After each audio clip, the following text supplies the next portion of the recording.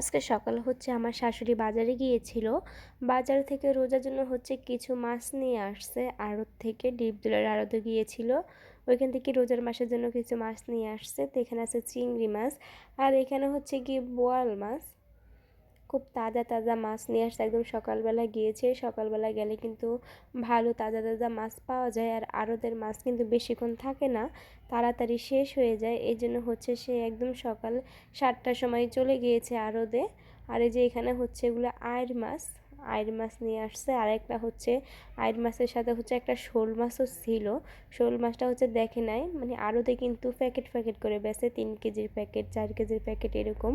তার নিচে কিন্তু আনা যায় না। তো প্যাকেটের ভিতরে যে শোল মাছটা ছিল এটা সে জানতো না। তার এখানে আনছে গিয়ে কই মাছ। এখানে 3 কেজি কই মাছ আছে। যে চিংড়ি মাছ, রোজার ভিতরে কিন্তু চিংড়ি মাছটা একটু বেশিই খাওয়া পড়ে, এই জন্য চিংড়ি মাছটা একটু বেশি আনছে। তার যে আমরা এখন সকালবেলা নাস্তা করে নিব, ডিম ভাজি আর আলু ভাজি আর রুটি। তা আমার শাশুড়ি মাছ আনতে যাওয়ার আগে সব নাস্তা রেডি করে রেখে গেছে। আমরা সবাই ঘুম থেকে একটু আগে উঠলাম, উঠে শুধু রুটিটা ভাজছি। আর যেখানে চা বসিয়ে দেওয়া হলো। তো খেয়ে দিয়ে তারপরে গিয়ে মাছ কাটতে বসবো। এখানে এখনও কিছু ডিম বাকি আছে। আর এই যে এখানে আমার শাশুড়ি যে বোয়াল মাছটা আছে সেটা তারের ছোবা দিয়ে ভালো মতো একটু ডলে ধুয়ে নিচ্ছে, কারণ মাছগুলো অনেক পিছলে ধরাই যায় না, এই জন্য ভালো মতো আগে ধুয়ে নিচ্ছে। তো আমার শাশুড়ি মাছ কাটা শুরু করে দিয়েছে। সে চিংড়ি মাছগুলো কাটতেছে। আর আমাদের যে বুয়াটা আছে ঘর মুছে, ওনাকে আজকে আসতে বলছে একটু তাড়াতাড়ি, যে আজকে একটু তাড়াতাড়ি আসেন আমাদের মাছ কাটবে। ওনাকে আসতে বলছে, তো উনি এখনও আসে নাই। তা আব্রাহামকে এখানে বসিয়ে দিছি খেলনা দিয়ে। আজকে সকাল থেকে আমাদের বাসায় নেটটাও নাই। ফোন দিয়েছিলাম, বলে নেটে কাজ চলতেছে, আসতে 1 ঘন্টা সময় লাগবে। তো ছোটো মানুষও কী করবে, তাই ওকে এখানে বসিয়ে দিছি। তো এই যে আফা চলে আসছে। আফা এখন মাছগুলো কেটে নিচ্ছে। আমার শাশুড়ি চিংড়ি মাছ কাটতেছে, আর আফা গিয়ে বোয়াল মাছগুলো কাটতেছে। আমার শাশুড়ি পরে টুকরা টুকরা করে নিবে। তো যে মাছ কাটা শেষ, আমি গিয়ে এখন এখানে টমেটো পেঁয়াজ সব নামিয়ে নিছি। আমি দুপুরে রান্না বাড়া করার জন্য পেঁয়াজ টমেটো সব কেটে নিব। তো এই যে এখন আপা কই মাছ কাটতেছে, আর আমার শাশুড়ি আইর মাছ বোয়াল মাছ এগুলো ধোয়া শেষ। সে এগুলো প্যাকেট প্যাকেট করে রাখতেছে। চিংড়ি মাছগুলো আগেই রেখে দিছে, এখন এই মাছগুলো রাখতেছে। আর আপা গিয়ে কই মাছগুলো কেটে নিচ্ছে। কই মাছগুলো কাটতে কিন্তু সবচাইতে বেশি ঝামেলা, কষ্ট অনেক হয় কই মাছ কাটতে। তা আজকে দুপুরে রান্না করার জন্য চিংড়ি মাছ নিয়ে নিয়েছে। তো চিংড়ি মাছগুলো ভাজতেছে। আর যেখানে ধনিয়া পাতা টমেটো পেঁয়াজ সবই কাটা শেষ। এখন রান্নাও বসিয়ে দিচ্ছে একটা একটা করে। যে চিংড়ি মাছ রান্না করার জন্য পেঁয়াজগুলোও ভেজে নিচ্ছে। তো আমার শাশুড়ি এখনও মাছগুলো ভাগ করতেছে।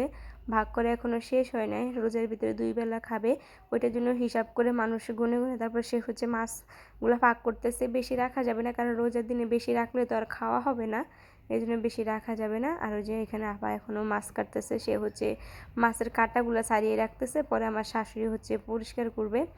তো এই যে এখানে আব্রাহাম তার ফুফু তাকে বিস্কুট দিছিল, সেই বিস্কুট খেয়ে মানে মুখের কি অবস্থা করছে, সে প্রমাণ রেখে দিছে যে সেই বিস্কুট খাইছে। মানে কি অবস্থা মুখের, সে টিভি দেখতেছে আর মজা করে বিস্কুট খাচ্ছে। আর এই যে একজন এখানে দেখতেছে, যখন আমি বলছি দেখো আব্রাহাম কি করছে, সে দৌড়ে আইছে দেখার জন্য, সে দেখতেছে।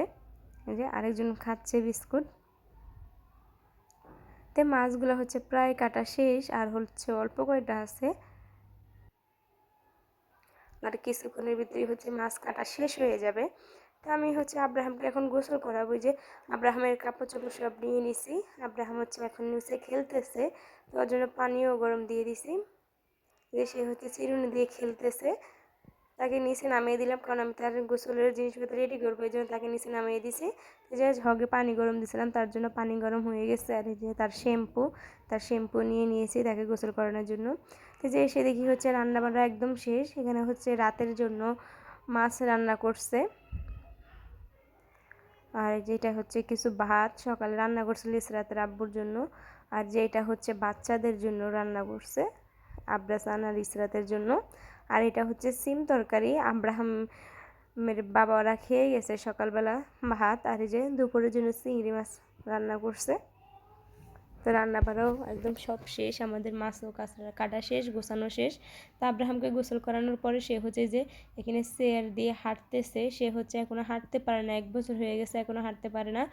তো তোমাদের বেবিরা কয় বছর হাঁটছে অবশ্যই জানাবে। আল্লাহ হাফেজ।